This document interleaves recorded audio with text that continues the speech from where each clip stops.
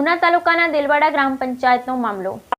ઉના તાલુકાના દેલવાડા ગ્રામ પંચાયતનો મામલો. ગ્રામ પંચાયત દ્વારા ગામનો ઘન કચરો મચ્છુંદરી નદીમાં ઠલવાતો હોવાનો આક્ષેપ. ગામના સામાજિક કાર્યકર રમેશ વંશે સોશિયલ મીડિયામાં વિડીયો કર્યો વાયરલ. ગ્રામ પંચાયતને કચરાના નિકાલ માટે શેડ પણ બનાવવામાં આવેલ છે. સરકાર દ્વારા નદીઓના શુદ્ધિકરણ માટે કરોડો રૂપિયા ખર્ચ કરવામાં આવી રહ્યા છે. ગ્રામ પંચાયત પર કડક કાર્યવાહી થાય તેવી સામાજિક કાર્યકરોની માંગ. બોલો. નમસ્કાર, હું રમેશભાઈ ભગવાનભાઈ વંશ સામાજિક કાર્યકર્તા છું. ગુજરાત સરકાર અને કેન્દ્ર સરકાર દ્વારા ભારતમાં આવેલી નદીઓની શુદ્ધિકરણ કરવા માટે કરોડો રૂપિયાની ગ્રાન્ટો ફાળવવામાં આવે છે. ત્યારે ઉના તાલુકાના દેલવાડા ગામની ગ્રામ પંચાયત દ્વારા ઘન કચરાના નિકાલ માટેનો શેડ ગુપ્તપ્રયાગ રોડ ઉપર બનાવેલો હોવા છતાં પણ દેલવાડા ગામમાંથી પસાર થતી મચ્છુંદરી નદીના વહેતા પાણીમાં દેલવાડા ગ્રામ પંચાયત દ્વારા ઘન કચરાનો નિકાલ કરી નદીને દૂષિત કરવામાં આવી રહ્યું છે.